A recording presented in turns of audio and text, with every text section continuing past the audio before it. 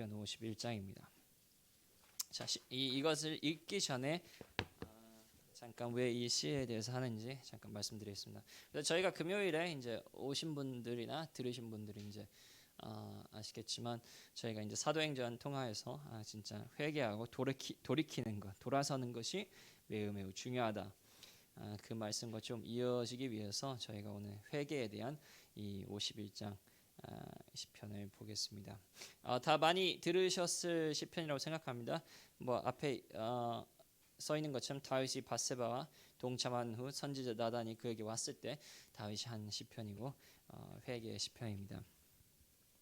자, 시편을 읽는 데에 대해서 저희가 조금 설명을 하고 시편 자체에 들어가겠습니다.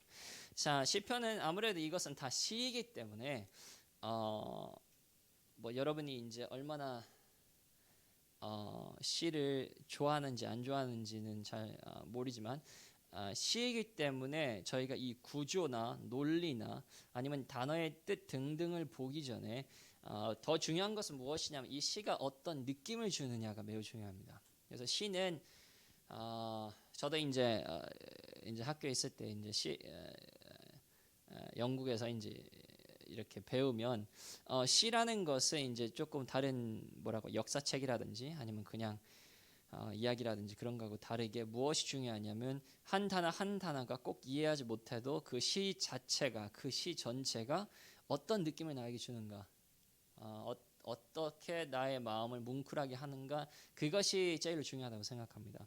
물론 이것은 구조나 논리나 단어의 뜻이 중요하지 않다는 것이 아니지만 그래도 다른 것과는 달리 조금 더 전체적으로 이 느낌을 받는 것이 중요합니다. 그래서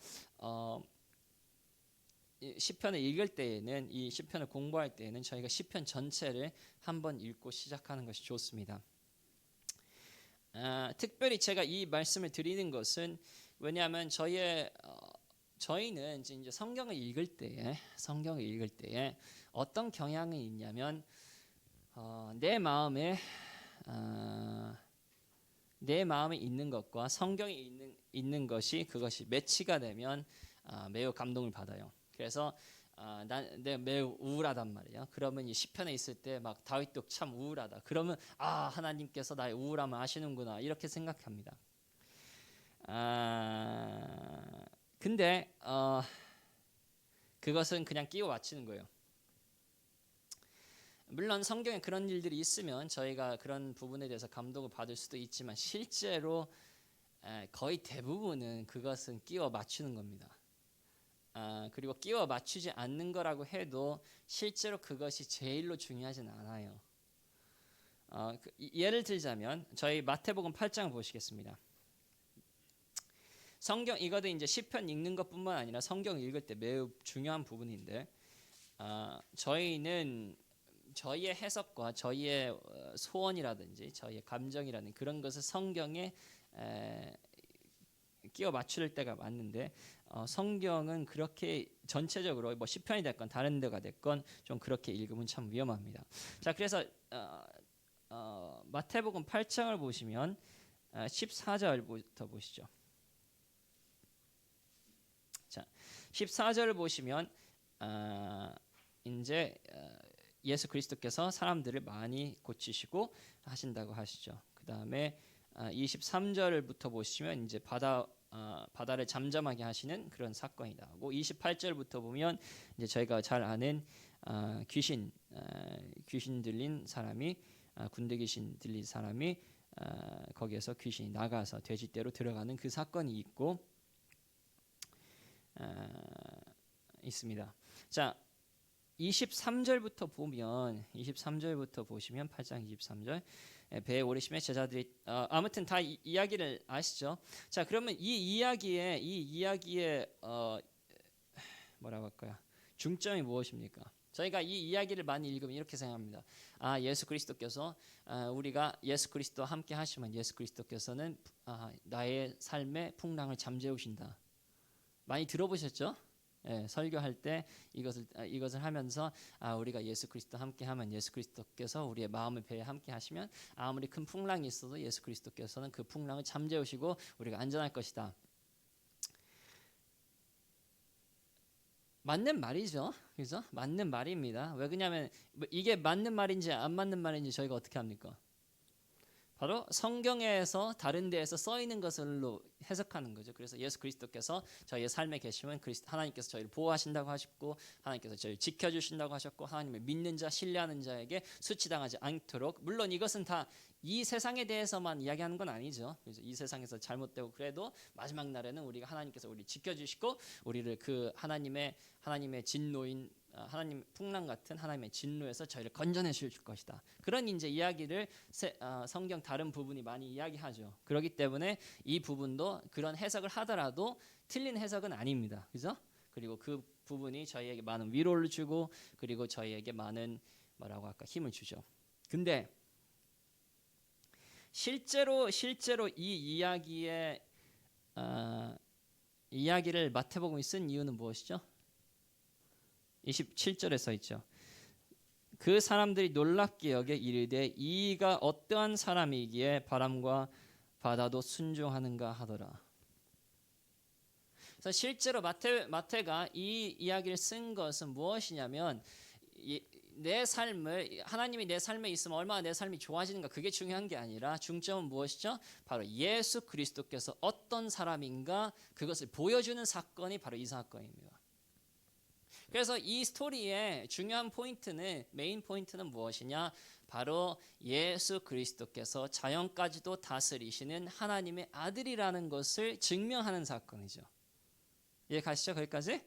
자, 그래서 다른 부분을 보면 마태복음 8장 뭐 보십니까? 14절부터는 뭐 합니까? 사람들을 다 고치시죠. 사람들이 고칠 수 없는 병을 고치시는 누구입니까? 하나님의 아들이다. 23절부터는 무엇입니까? 사람들이 어떻게 할 수 없는 자연을 지배하시는 하나님의 아들이다. 28절은 무엇입니까? 또 사람들이 어떻게 할 수 없는 귀신들을 쫓아내시는 하나님의 아들이다. 그래서 계속 이 장은 무엇을 이야기하고 있냐면 예수 그리스도는 하나님의 아들이라는 것을 증명하기 위해서 쓴 장입니다. 그 안에서 그 틀 안에서 저희가 이 풍랑 사건을 이해한다는 겁니다. 그래서 이 풍랑 사건이 물론 아까 말씀드린 것처럼 그렇게 이제 예수 그리스도께서 내 삶에 같이 있으셔서 이렇게 하면 하나님께서 나를 하나님의 진노에서 건져내시고 보호하시고 뭐 잘 된다. 뭐 그것도 옳은 이야기지만 또 그런 것을 위해서도 하나님께서 썼을 수도 있지만 그래도 그것이 제일 중요한 것이 아니라는 거죠. 그것에 저희의 마음에 제일 와닿는 것만을 딱 찾게 되면 어떤 일이 일어나냐면 실제로 하나님께서 말씀하시고 싶으신 제일로 큰 부분을 뭐합니까? 놓치게 된다는 거죠. 저희가 성경 읽을 때 많이 그렇게 읽을 수가 있어요. 저희가 어떤 부분은 내 마음에 딱 와닿는다. 그것이 하나님의 말씀이다. 그럴 수도 있어요. 하지만 실제로 저희가 그것을 통체적으로 읽어야 그 틀을 잘 알아야 구조를 좀 알아야 이것이 이런 것이구나. 하나님께서 말씀하시고 싶으신 것이 이런 것이구나. 이런 것을 저희가 깨달을 수 있다는 거죠. 그래서 오늘 조금 이제 서론이 길었는데 오늘 시편 51편도 그런 부분에서 제가 좀 읽었으면 좋겠습니다. 그래서 그 통체적으로 한자 한자 그것보다는 좀 통체적으로 하고 싶은 말이 무엇인지 이 중심에 무엇인지를 깨달으면 좋겠는데 물론 오늘은 이제 좀 쉽죠. 왜냐하면 너무나 유명한 시고 그리고 너무나 많이 들어왔던 시기 때문에 그리고 또 서론에서 써 있죠. 이것은 무엇에 대한 시입니까? 회개에 대한 시기죠. 그래서 회개에 대한 그런 것을 저희가 조금 보겠습니다. 자, 그래서 한번 시간이 조금 걸리겠지만 같이 읽겠습니다. 교독하시죠? 하나님이여 주의 인자를 따라 내게 은혜를 베푸시며 주의 많은 긍휼을 따라 내 죄악을 지워주소서.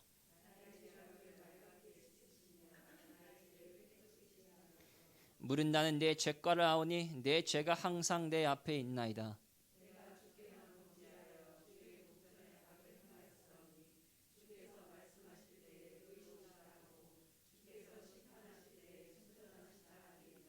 내가 죄악 중에서 출생하였으며 어머니가 죄 중에서 나를 잉태하였나이다.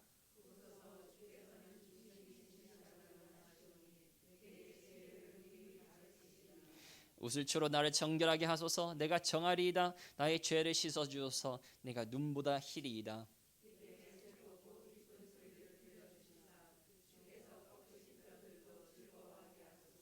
주의 얼굴을 내 죄에서 돌이키시고 내 모든 죄악을 지워 주옵소서.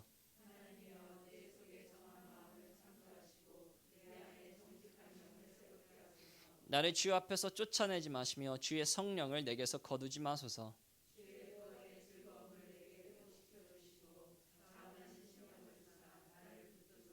그리하면 내가 범죄자에게 주의 도를 가르치리니 죄인들이 주께 돌아오리이다.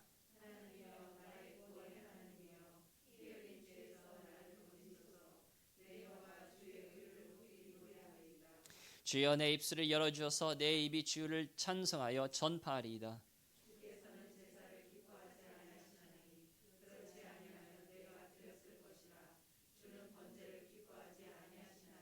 하나님께서 구하시는 제사는 상한 심령이라. 하나님이여 상하고 통회하는 마음을 주께서 멸시하지 아니하시리라.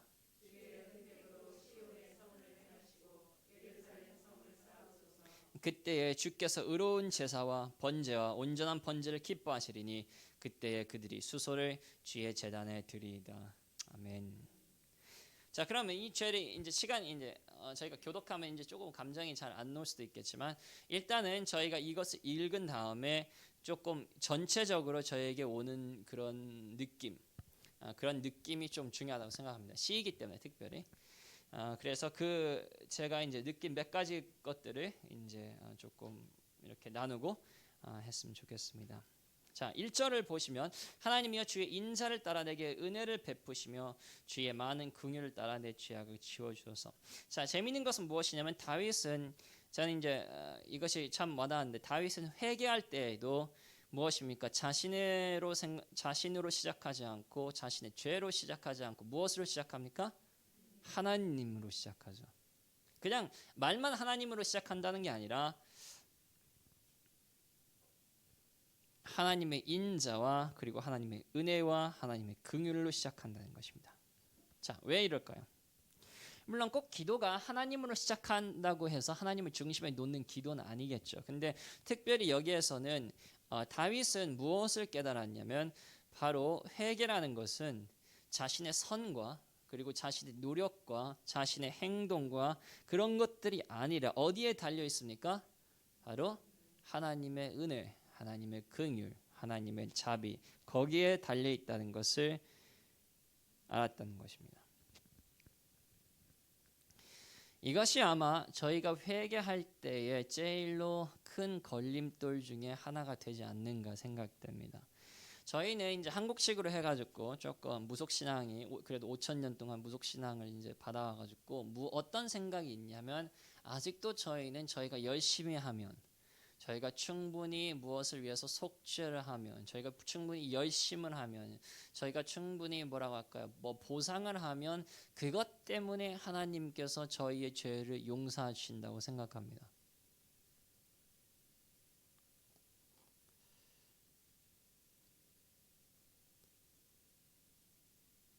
그래서 회개가 진정한 회개가 참 안 되는 것일 수도 있습니다. 저희는 아직까지도 저희가 무엇을 하나님께 드릴 수 있다. 그리고 그것 때문에 하나님께서 저희에게 보답하여 주신다라고 생각할 때가 많습니다.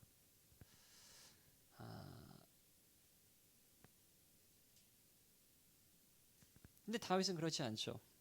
다윗은 자신이 하나님께 드릴 수 있다. 이것을 함으로써 다윗을 또 여기 계속 읽어보면 무엇이 빠졌죠? 무엇이 빠졌습니까? 다윗이 하나님을 위해서 한 일이 다 빠졌죠. 내가 하나님을 위해서 이렇게 하였고 하나님 이렇게 순종하였고 내가 하나님을 이렇게 하였으니 내 죄를 용서하시옵소서 그런 말 안 하죠. 왜 말 안 합니까? 다윗은 어떤 진리를 깨달았습니까? 바로 회개라는 것은 저희가 무엇을 잘함으로써 하나님께 드림으로써 받는 것이 아니고 오직 하나님의 자비와 오직 하나님의 긍휼과 오직 하나님의 은혜를 통해서 저에게 주어진다는 것입니다. 두 가지 부분이 있습니다. 첫 번째는 저희가 올바르게 이거에 대해서 생각하죠. 그래서 저희가 하나님 앞에 나아갈 때 겸손한 마음. 그래서 계속 어디 있습니까? 17절에 써 있죠. 하나님께서 구하시는 제사는 제사는 상한 심령이라 하나님이여 상하고 통회하는 마음을 주께서 멸시하지 아니하시니. 그래서 다윗은 알았다는 거예요. 아무리 자기가 송아지를 뭐 1000마리 뭐 10,000마리를 드려도 하나님께서는 그거 보시지 않는다.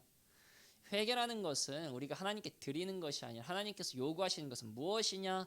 깨진 마음, 하나님 겸손한 마음. 나는 하나님 앞에서 아무것도 드릴 것이 없고 하나님에게 용서받는 100% 용서받는 그 자세를 하나님께서 원하신다. 그리고 그 자세에 있지 않으면 무엇이죠? 회개가 아니라는 겁니다. 이게 무서운 부분인데 실제로 저희가 하는 회개 중에서 얼마나 진심으로 저희가 하는 회개일지는 그것은 이제 하늘나라에 가서만 보겠죠. 회개라는 것은 눈물 흘리고 통곡하는 것이 회개가 아닙니다. 물론 그것이 한 부분이 될 수도 있겠죠. 하지만 회개라는 것은 무엇이냐면 자세입니다. 나는 물론 자세만 하는 건 아니지만 중심적인 것은 왜 자세이냐? 바로 하나님 앞에서 나는 아무것도 하나님께 드릴 것이 없고 나는 오로지 하나님께 죄를 지었고 그리고 내가 의지할 것은 유일하게 하나님의 은혜와 자비밖에 없다라는 겸손함의 자세입니다.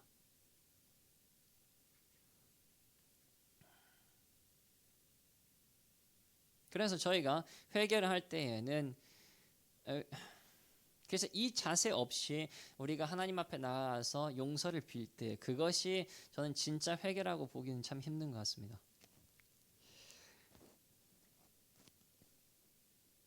내가 무슨 하나님을 할 수 있는 것처럼 하나님께 드릴 수 있는 것처럼 내가 이렇게 충분히 하나님께 드리면 하나님께서 마땅히 나를 용서해야 되는 것처럼 생각하는 것은 오히려 하나님께서 제일로 싫어하시는 교만의 죄를 회개한다고 하면서도 교만하는 그 상태가 아닌가 싶습니다.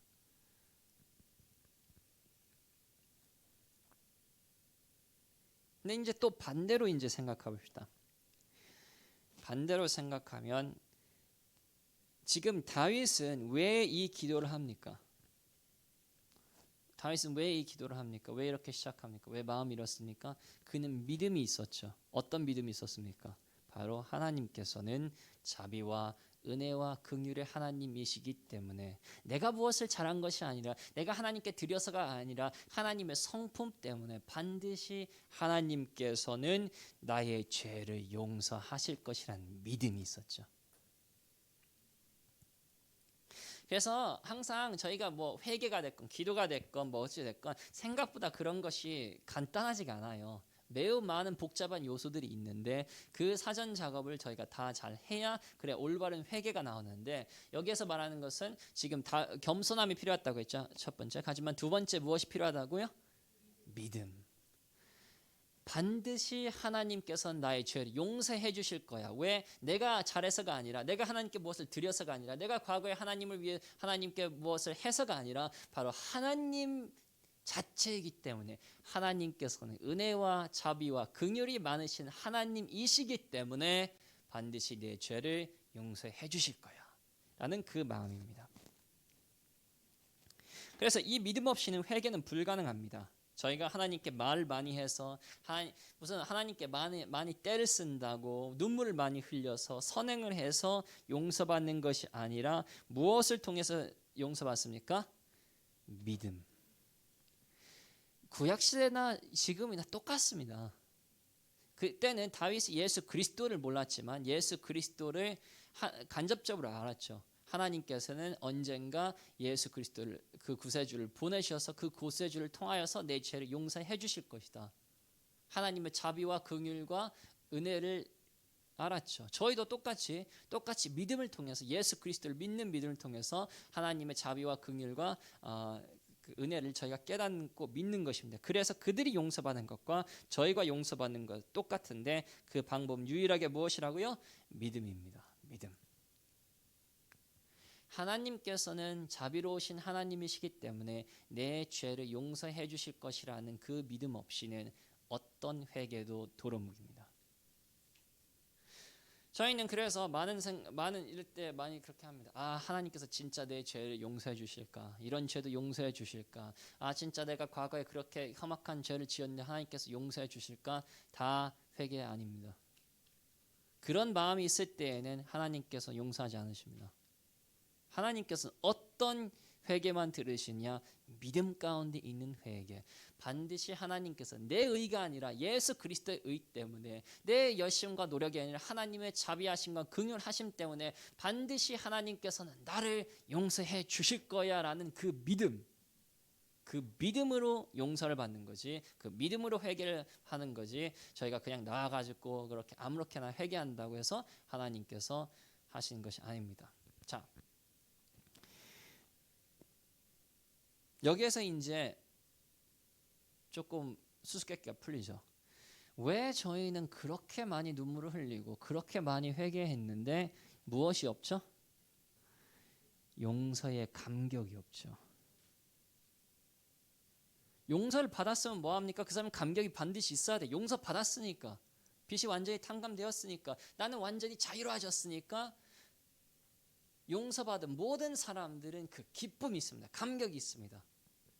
그리고 사단이 아무리 뭐 너는 그런 죄인 아니야, 그럴 때에도 그때 믿음을 가지고 나는 용서되었다 하면 그것을 빨리 쉽게 풀어낼 수 있죠. 근데 회개를 하려고 노력하여도 실제로 회개하여서 실제로 용서받지 않은 사람들은 뭐가 있죠? 아직까지도 내가 용서받지 못한 것처럼, 아직까지도 나는 더러운 것처럼, 아직까지도 하나님께서 나를 용서하지 않으신 것처럼 뭐합니까? 감격이 없죠. 낙담과 우울하죠. 물론 지금은 저희가 이제 많은 진짜 회개가 들어가서 뭐 조금 자유로울 수도 있지만, 실제로 왜 저희가 신비주의나 그런 데 갔을 때 수없이 회개했죠. 눈물과 콧물과 뭐 흘리면서 뭐 밤낮으로 회개하지만 감격이 없죠. 왜 감격이 없느냐? 이 믿음이 없어서 그럽니다. 하나님께서는 자비로우시고 긍휼하신 하나님이기 때문에 반드시 나를 용서해 주실 거야 라는 믿음이 없어서 올바른 회개가 되지 않고, 올바른 회개가 없기 때문에 올바른 용서와 감격이 없는 것입니다. 그래서 실제로 저희가 회개를 하기 위해서는 무엇이 필요하냐? 바로 하나님에 대한 지식이 필요합니다. 하나님을 더욱더 알아갈 때, 아, 그렇구나, 하나님께서 이스라엘 백성들을 그렇게 하나님을 힘들어하게 하고 하나님을 반항하고 하는 그런 이스라엘 백성도, 모세가 누굽니까? 예수 그리스도를 상징하는 거죠. 모세의 기도를 듣고 하나님께서 이스라엘 백성을 살려두셨고 용서하셨다면, 그러면 내가 아무리 죄를 짓고 아무리 하나님께 반역하였더라도 하나님께서는 그 예수 그리스도의 기도를 들으며 나를 똑같이 이스라엘 백성처럼 용서해 주시는 그런 자비로운 긍휼이 많으신 은혜로우신 하나님이구나 하면서 하나님을 알아가면 알아갈수록 뭐가 생깁니까? 믿음이 생기죠. 그리고 그 믿음을 통하여서 저희가 회개하고 그 회개를, 올바른 회개를 통하여서 무엇을 받는다? 올바른 용서와 올바른 감격을 받는다. 그래서 만약에 여러분이 이 회개에 대해서 진짜 아직도 죄의 문제에 대해서 여러분이 과거 죄에 대해서 여러분이 아직도 힘들어하시고 씨름하신다면, 그거 내 노력이 부족한 것이 아니라 무엇이 부족하다? 이 믿음이 부족하구나. 그러므로 이 믿음 달라고 하나님께 기도하고, 더욱더 무엇을 읽어야 됩니까? 말씀을 읽어야죠. 믿음, 말씀 통해서 오니까 이 말씀을 읽고 하나님이 누구이신지, 얼마나 자비로우신 하나님인지 그것을 깨달으시면, 그것을 깨달으신 만큼 이 회개가 올바르게 되지 않을까 생각이 됩니다. 자, 두 번째 포인트는 회개는 무엇이 중요합니까? 이 믿음 외에 또 무엇이 중요합니까? 바로 죄의 죄됨을 아는 것이 중요합니다. 죄의 죄됨을 아는 것이 중요합니다. 하나님께 지은 죄가 얼마나 흉악한지 아는 것이 중요합니다. 자, 우리는 그 유명한 이 그리스도의 비유가 있죠. 그래서 한 종이 왕에게 만 달란트를 빚졌는데 탕감을 받고 용서해줬는데, 나아가지고 100데나리온을 이렇게 자기에게 빚진 종을, 친구를 이렇게 용서해주지 않아가지고, 뭐 다 아시죠? 아시는 비유입니다. 자, 그 100데나리온은 100데나리온은 얼마냐면요. 한 데나리온은 하루 품삯입니다. 그래서 한 10만 원 정도 치면 한 1,000만 원이에요. 그리고 만 달란트는 얼마냐면 달란트 하나는 15년의 품삯입니다. 15년. 그래서 일단 대충 한 4천만 원 잡고 그러면 한 데나리온은 얼마입니까? 6억이에요. 6억. 그렇게 되죠? 한 달란트가 15년 것이니까 그래서 4천하고 15는 6억이죠. 그러면 6만 달란트는 얼마죠? 그러면 6조죠. 6조 원입니다. 그래서 이 비유는 무엇을 비교하냐면 저희가 하나님에게 지은 얼마나 큰 죄를 지었는지 그걸 비교하고, 그리고 저희가 아무리 다른 사람이 저에게 지은 죄가 상당하더라도 하나님에게 지은 죄에 비하면 아무것도 아니다. 이런 비유죠. 근데 제가 이 비유를 꺼낸 이유는 이겁니다.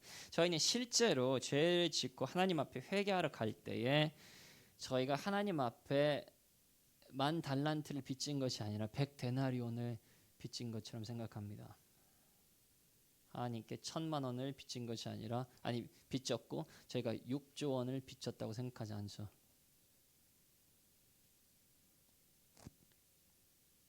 근데 저희가 시를 읽으면 무엇을 깨달을 수 있습니까?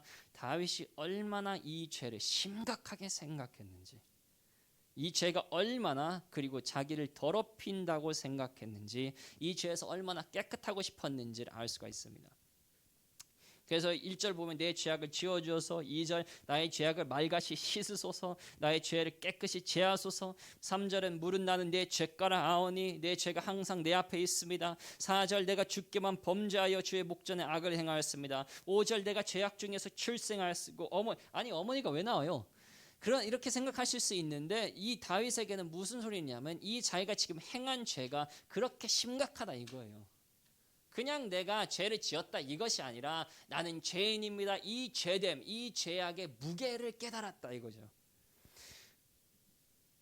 7절에도 나를 정결하게 하소서, 나의 죄를 씻어주소서. 9절 주의 얼굴을 내 죄에서 돌이키소서, 내 모든 죄악을 지워주소서. 11절 나를 주 앞에서 쫓아내지 마소서. 계속 무엇을 이야기하느냐? 이 죄가 물론 이제 이 죄가 얼마나 무거운지 이야기는 하지만 이것을 읽으면서 저희가 받는 느낌이 무엇이냐? 다윗은 참 자기의 죄를 심각하게 생각했구나. 그리고 이 죄가 자신을 얼마나 더럽히는지, 얼마나 부정하게 만드는지 심각하게 생각했구나. 그러므로 그 마음에는 무엇이 있었습니까? 이 죄가 하나님의 얼마나 큰 죄인지, 그리고 이 죄에서 내가 빨리 씻겨져야겠다는 그런 간절함이 있었다 이거죠.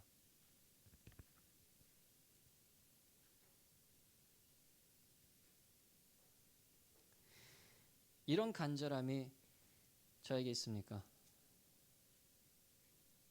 이런 무게가 저희의 회개 안에 있습니까?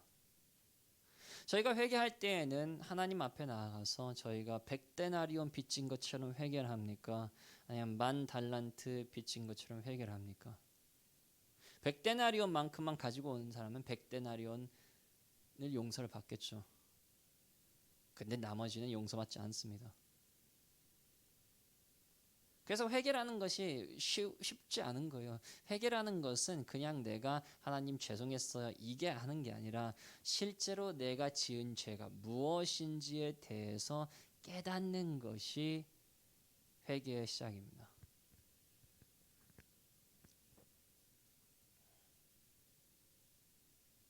그래서 저희가 항상 하지만 성령의 능력이 필요한 거예요. 저희의 죄가 얼마나 큰지 성령님께 보여주시는 거예요. 저희는 아직도 육적인 생각으로 저희가 하나님께 지은 죄는 아직 100데나리온 어느 정도는 되지만 모든 사람들이 다 지을 수 있는, 그리고 그렇게 심각하지 않은 정도라고 생각하지만 실제로 저희가 하나님께 지은 죄는 만 달란트라는 겁니다.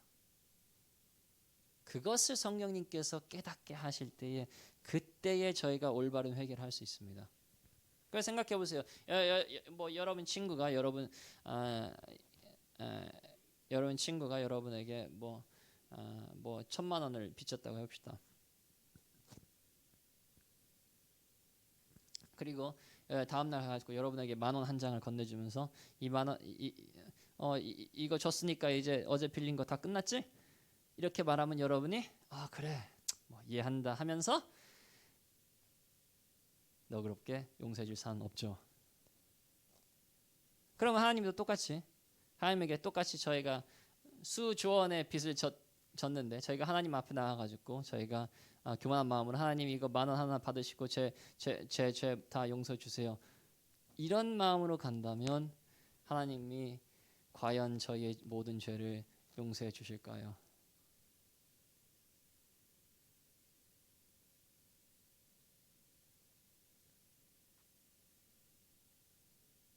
그래서 저희가 기도할 때 무엇이 필요합니까? 하나님, 저희가 이 죄를 얼마나 심각한지 하나님 저희 보여주시옵소서. 세상 사람들은 심각하게 생각하지 않죠. 사단은 계속 이야기하죠. 그거는 별거 아니야. 그건 별거 아니야. 하지만 하나님은 그 죄를 매우 매우 심각하게 보시고 그 심각함을 저희가 받아들이기 전에는 저희가 하나님의 용서, 하나님에 대한 올바른 회개, 하나님에 대한 용서를 받지 못한다고 생각합니다.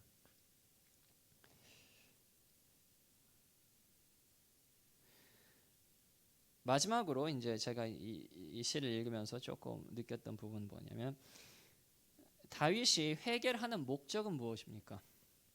회개를 하는 목적. 뭐 많은 것이 이야기할 수도 있겠죠. 근데 그가 회개를 하는 이유는 바로 뭐 다른 말도 할 게 있지만 하나님께 영광 돌리는 것입니다. 물론 이것은 우리의 기쁨을 제외하지 않습니다. 그래서 그리스도인들이 기뻐하는 것과 하나님의 영광과는 매우 민첩한 관계가 있고 그래서 아까 저희 기도할 때도 저희 기뻐할 수 있도록 이렇게 기도한 것입니다. 하지만 저희 8절 보시면 내게 즐겁고 기쁜 소리를 들려주시사 등등 이런 것은 어떤 틀 안에서 해석해야 되냐면 12절 틀 안에서 해석해야 되죠. 주의 구원의 즐거움을 내게 회복시켜 주시고 무슨 소리입니까? 주의 그냥 즐거움이 아니라 주의 구원의 즐거움입니다. 그래서 실제로 저희가 기쁨 가운데서도 이것이 영적인 기쁨이지 그냥 자기가 잘 먹고 잘 사는 것이 아니라는 소리죠. 자, 저희는 회개의 목적을 어디에 두는 것입니까? 죄를 용서받고 그 다음이 중요하죠. 죄를 용서받고 죄를 용서받아서 무엇을 한다는 거죠? 저희의 삶이 편해지는 거죠. 저주에서 벗어나고 조금 삶이 잘 되고 가족이 회복되고 자녀들이 잘 되고 좀 경제적인 어려움에서 벗어나고 이 고달픈 생활에서 벗어나는 것이 저희의 회개의 대부분의 목적이죠. 그리고 신비주의에서 저희가 그렇게 계속 그것을 들어와 가지고 그것이 올바른 목적이라고 생각합니다. 근데 이 시편에는 그런 단어가 하나도 없죠. 심지어 죽어가는 자기 아들에 대해서도 이야기를 언급하지 않아죠. 내가 이 죄를 지어서 이런 결과가 있으니 제발 이 결과에서 이 어려움에서 저를 건져내어 주시오. 한마디도 하지 않죠. 다윗의 모든 목적은 무엇입니까? 영적인 목적입니다. 회개를 하고 용서를 받는 목적은 영적인 목적입니다. 11절 나를 주 앞에서 쫓아내지 마소서 주의 성령을 내게서 거두지 마소서 12절 구원의 즐거움에 대해서 이야기하고 13절 그리하면 내가 범죄자에게 주의 도를 가르치리니 14절 그러면 주의 의를 높이 노래하리라 15절 주여 내 입술을 열어주어서 내 입이 주를 찬양성하며 전파하리라 19절 그러면 의로운 제사와 번제와 온전한 번제를 드린다는 거죠. 자, 무슨 소리입니까? 다윗의 지금 목적은 무엇이냐면 왜 이 용서를 받고 싶냐? 이 용서를 받아서 자기가 잘 되고 잘 먹고 잘 사는 것이 아니라 다 영적인 목적이 있다는 것입니다.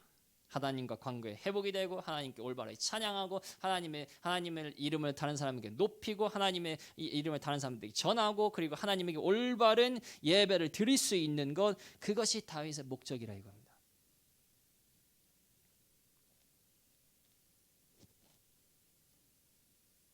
그리고 자신의 잘 먹고 잘 살고 잘 되기 위해서 자기 가족이 됐건 무엇이 됐건 아무 말도 언급하지 않죠.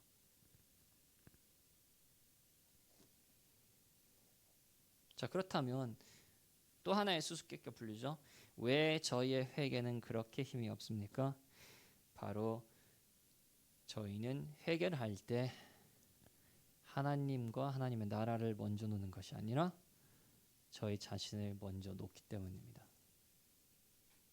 다시 말하면 회개를 한다고 하면서도 제1계명 하나님 앞에 어떤 신도 두지 않는 그 계명을 어기고 있기 때문입니다.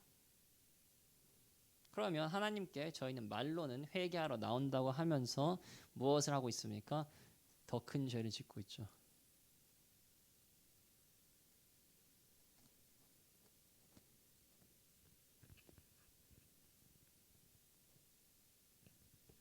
하나님, 저희 이 죄를 회개합니다. 이 죄를 회개하오니 제발 저희의 가족을 잘 먹게 해주세요. 잘 되게 해주세요.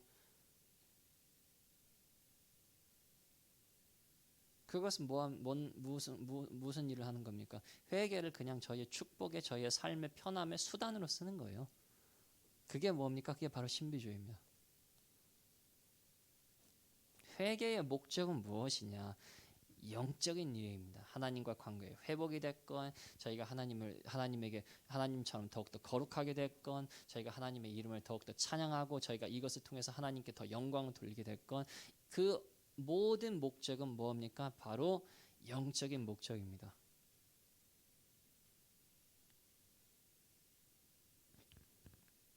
그래서 회개를 해서 저희가 저희의 삶이 좋아지는 것, 저희가 나아지는 것을 원하는 것이라 아니라 하나님 앞에서 거룩해지는 것과 하나님의 중심에 놓는 것이 회개입니다. 그래서 계속 다시 이야기하죠. 6절에 보소서 주님께서는 중심이 진실함을 원하시오니 10절에는 정직한 영을 달라고 기도하죠. 17절에는 상한 심령을 달라고 기도하죠. 뭐합니까? 이 회개를 통해서 내가 잘되고 내가 이 죄 때문에 일어났던 부정적인 것들을 없애는 것이 아니라 이 회개를 통해서 무엇을 한다? 더욱더 거룩해지고 더욱더 하나님 같아지고 더욱더 하나님을 높이고 사랑하고 하는 것이 이것이 바로 올바른 회개입니다. 그래서 다시 한번 정리를 하겠습니다. 그래서 저희가 처음에는 무엇을 이야기했죠? 이 시를 통해서 회개할 때는 무엇이 먼저 필요합니까? 겸손함이 필요하고 그리고 또 믿음이 필요합니다. 하나님께서는 자비로우시기 때문에 긍휼하시기 때문에 하나님께서 예수 그리스도를 통해서 반드시 우리를 내 의가 아니라 예수 그리스도의 의를 통해서 반드시 나를 용서하실 것이라는 믿음이 필요하고 두 번째는 저희가 이 죄에 대한 죄됨, 심각함을 저희가 깨닫는 것이 필요하고 세 번째는 무엇이 필요하다고 했죠? 이 목적, 올바른 목적, 영적인 목적을 저희가 가지고 회개하는 것이 필요하다고 생각합니다. 그래서 저희가 다시 한번 이것을 하는 것은 그냥 저희가 잘 듣고 끝나는 것이 아니라 이것을 저희가 가지고 저희가 개인 삶에서 회개를 할 때에 올바른 회개, 진정한 회개 그런 것을 하시고 또 여러분이 이 시편 같은 것은 이제 옛날부터 교회에서 그리고 공적이나 사적인 곳에서 계속 사용되었기 때문에 여러분 집에서도 이 시편을 읽으시면서 이 시편 하나님께 낭독하시면서 또 그런 회개랑 하셨으면 좋겠습니다. 기도하시겠습니다. 하나님 아버지, 저희 이 시간에 다시 한번 하나님께서 저에게 주신 이 시편을 보면서 제가 회개가 진정은 무엇인지 한번 생각해봤습니다. 저희의 생각과 하나님이 원하시는 회개와는 좀 많이 다른 것 같습니다. 그래서 저희가 저희의 방법대로 하는 것이 아니라 저희가 하나님의 생각대로 하나님의 방법대로 저희가 믿음을 가지며 저희가 이 죄의 심각성을 알며 그리고 저희가 올바른 회개의 목적을 가지며 저희가 하나님께 나와서 올바른 회개를 하는 저희가 될 수 있도록 도와주시옵소서. 예수 그리스도의 이름으로 기도했습니다. 아멘.